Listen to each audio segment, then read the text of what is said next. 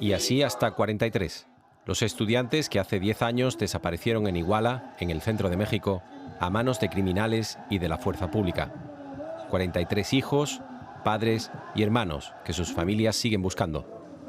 La investigación ha tenido escasos avances y responsables detenidos.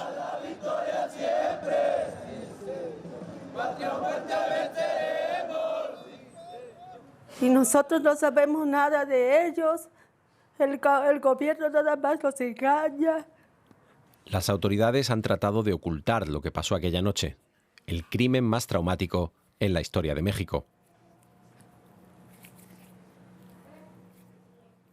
Que nos va a dar respuesta y pues ahora sí, nosotros estamos como al principio, no sabemos nada de nuestros hijos, si están, no están. Y nosotros pues aquí seguimos, adelante. Aquí nos falta alguien en la casa. Nosotros no estamos completos. Escuela Rural Normal de Ayotzinapa, 26 de septiembre de 2014. Esa tarde, cerca de un centenar de jóvenes salen 2 autobuses hacia Iguala, a unos 120 kilómetros hacia el norte. Pasadas las 9 de la noche, varios de ellos llegaron a esta terminal de autobuses. El objetivo era confiscar más vehículos para participar en la marcha del 2 de octubre en la capital mexicana, una práctica habitual entre los movimientos sociales del estado de Guerrero. Pero esta vez se toparon con una brutal violencia. Ulises Martínez, conocido como el Buki, cursaba segundo grado y fue uno de los sobrevivientes de aquel terror. El convoy estaba compuesto por 5 autobuses. Se separa uno y en el puente del Chipote es donde lo detienen totalmente en el autobús y ahí son detenidos aproximadamente unos 20 compañeros. Bloquean a los autobuses ya para que ya no puedan avanzar, los bloquean en la parte de adelante y en la parte de atrás. Disparan ya contra las llantas y ahí es donde cae el compañero Aldo Gutiérrez. Un joven que todavía sigue en coma. Esta fue la calle donde la policía municipal interceptó los otros 3 autobuses y se llevó a otros 23 estudiantes. Ambos ataques duraron alrededor de 1 hora y se ha demostrado que participaron policías de varios municipios, la Policía Estatal y al menos que hubo presencia de la Policía Federal. La principal hipótesis sobre semejante despliegue y represión es que uno de los autobuses transportaba droga hacia Chicago. Uno de los estudiantes fue además torturado y ejecutado.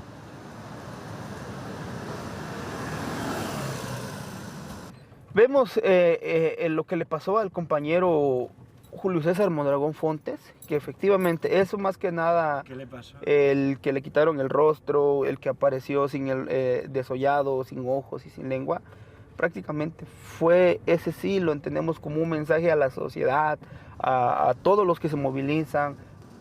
Ante el llamado de auxilio de sus compañeros, el Buki llegó a este cruce alrededor de las 11 de la noche, cuando la policía ya se había retirado. Resguardaron los casquillos de bala y otras pruebas y organizaron una rueda de prensa improvisada para denunciar los hechos.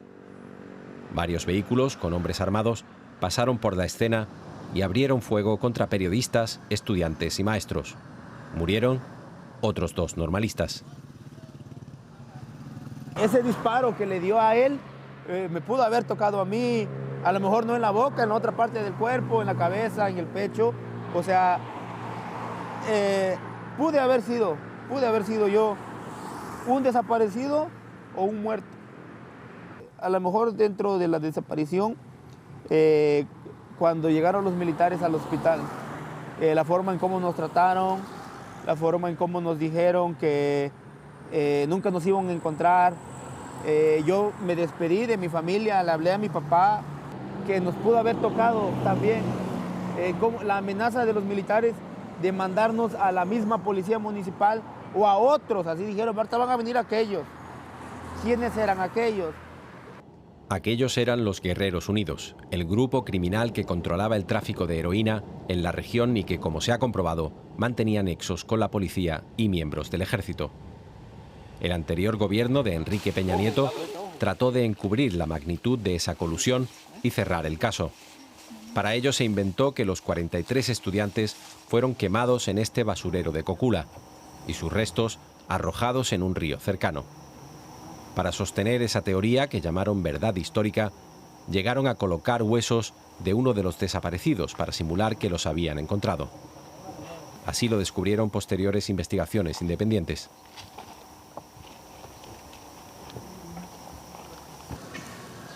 Este chico tenía entonces 9 años y ahora él también es normalista.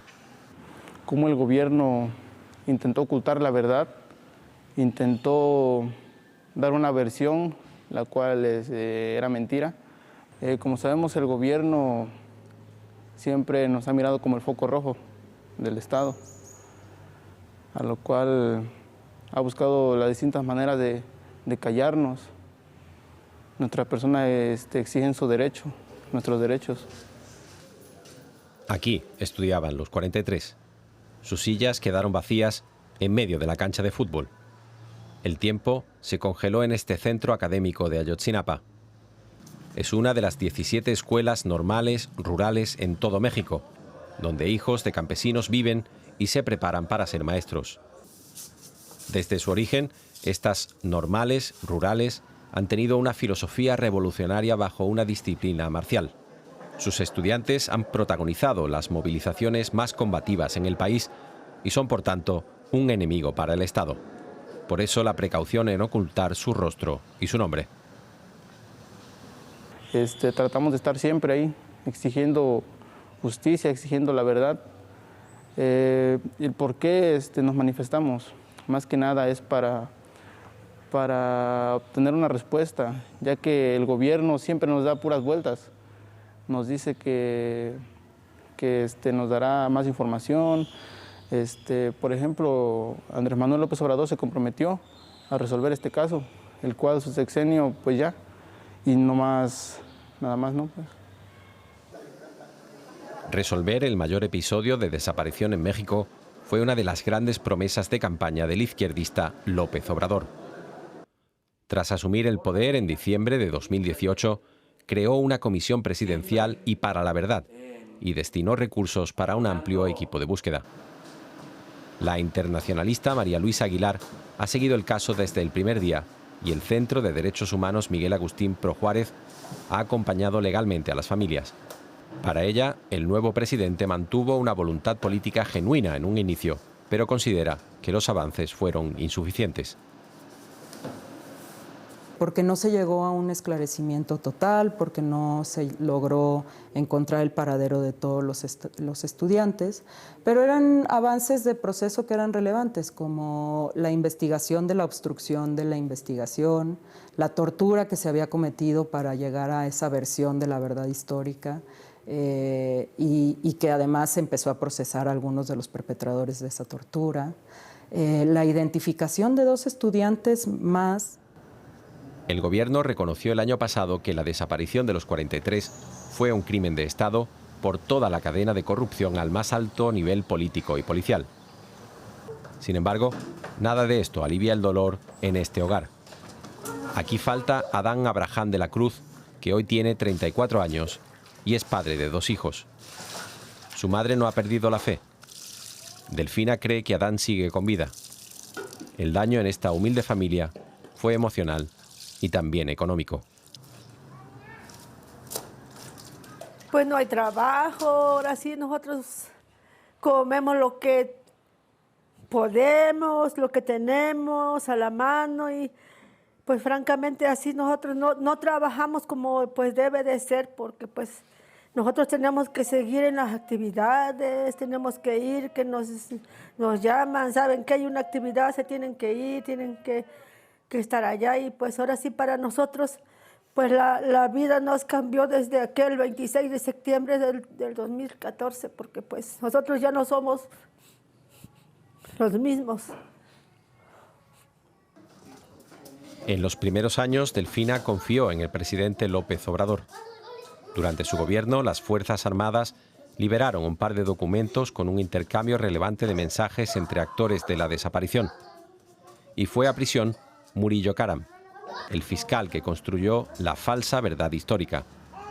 Asimismo, el Departamento de Justicia estadounidense envió una batería de información que comprobaba la conexión de jefes militares de Iguala con el crimen organizado. La revelación manchaba la imagen de las Fuerzas Armadas, en torno a las cuales López Obrador había construido su proyecto de nación. En medio de esa lógica de militarización de la seguridad pública y otras áreas del Estado, el presidente aminoró sus esfuerzos para resolver el caso desde mediados de 2022. No, pues el gobierno no aceptó nada que fue crimen de Estado. Él dice que los militares no tienen nada que ver ahí. Pero pues los expertos fueron los que ellos hasta ahí llegaron, pues, donde cuando se toparon ahí con los militares, hasta ahí nomás quedó lo de la investigación. En agosto de 2022, la Fiscalía Especializada para el caso ordenó la detención de 20 militares, entre otros, de un general acusado de matar a 6 de los estudiantes. La Fiscalía General, sin embargo, tumbó la mayoría de esos arrestos. Una maniobra que provocó la dimisión del fiscal especial para Ayotzinapa, Omar Gómez Trejo, que huyó a Estados Unidos por temor a represalias. Un año después, en junio de 2023, la presión social y evidencias obligaron a la Fiscalía a reactivar las órdenes de detención contra 16 de los militares. El periodista Pablo Ferri, del diario El País, ha publicado algunas de las filtraciones de una enredada trama en los tribunales. Esto debido a la disputa entre el Poder Ejecutivo y el Judicial para controlar el relato sobre el caso Ayotzinapa. Todas las órdenes de aprehensión contra los militares van para adelante, incluyendo los jefes de los 2 batallones que tienen que ver con el asunto, que muchos de ellos consiguen llevar su proceso en libertad y no desde la cárcel militar, donde al principio estaban. Si el ejército participó activamente en la cacería de los estudiantes, ¿a qué nivel de la administración llegaban los tentáculos del crimen?, se pregunta Ferri. La escasa cooperación de las Fuerzas Armadas en la investigación levanta sospechas. El ejército se niega a entregar 800 folios que contienen mensajes y escuchas telefónicas recabadas durante esos días por el Centro Regional de Fusión de Inteligencia. De las pocas hojas facilitadas, se descubre que un grupo de estudiantes estuvo retenido en una cueva la mañana del 27 de septiembre. Todavía estaban vivos. Otros 6 estuvieron cautivos con vida hasta 4 días después.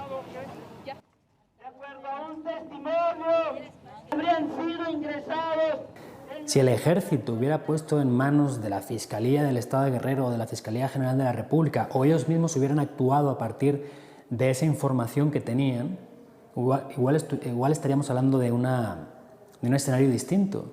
Los militares tienen información en tiempo real de dónde podrían estar parte de los 43, ¿por qué no actúan? ¿O por qué no ponen la información a disposición de quien sí puede actuar? Es una pregunta que nunca se ha contestado. El máximo funcionario a cargo del caso, Alejandro Encinas, admitió que esos 800 folios de conversaciones serían concluyentes para dar con el paradero de los desaparecidos. Ante la imposibilidad de obtener nueva información, el grupo interdisciplinario de expertos independientes, que había realizado todas las averiguaciones, se retiró del caso. En su informe de despedida, el grupo, que depende de la Corte Interamericana de Derechos Humanos, profundizó en su señalamiento contra el ejército y en la omisión de las autoridades a todos los niveles respecto a su responsabilidad. Todos esos ataques que sucedieron el 26 de septiembre en la noche eran una muestra de cómo en varias partes del país estas redes macrocriminales que controlan territorio tenían la posibilidad de desaparecer a 43 personas. La idea es que tú tienes a un Estado que está combatiendo a grupos del crimen organizado. Y en realidad en México, en muchas partes, no es así. Es difícil poner la línea entre quiénes son pues los grupos del Estado, quiénes son los grupos criminales, porque hay una colusión entre ellos. El grito es siempre el mismo. Fue el Estado. La desaparición de los 43 estudiantes de Ayotzinapa puso de manifiesto la podredumbre de las instituciones mexicanas. Sus familiares se encargan de recordarlo el día 26 de cada mes en una protesta por el centro de la capital mexicana. Joaquina García, la madre de Martín Sánchez, y sus compañeras sienten que López Obrador ha incumplido su promesa. El año pasado incluso rompieron el diálogo con el gobierno. Sin embargo, este septiembre se ve diferente. Falta una semana para que la nueva presidenta, Claudia Sheinbaum, asuma el cargo. En la reciente reunión que mantuvieron con ella, la dirigente también izquierdista les pareció cercana y atenta, algo que renovó sus esperanzas. Pues siento que como madre, pues todas las madres sentimos el amor y yo siento que ella pues es una madre que debe de entendernos, pedirle que siga pues con nuestro caso y que nos diga la verdad. No, pues después de 10 años de esta lucha, pues no es lo mismo al inicio que ahorita andamos aquí todas enfermas, todas rengueando, porque pues son 10 años que vamos a cumplir y pues no vamos a parar hasta que demos con la verdad. Una lucha que sigue para encontrar justicia ante una de las peores atrocidades de la historia reciente de México.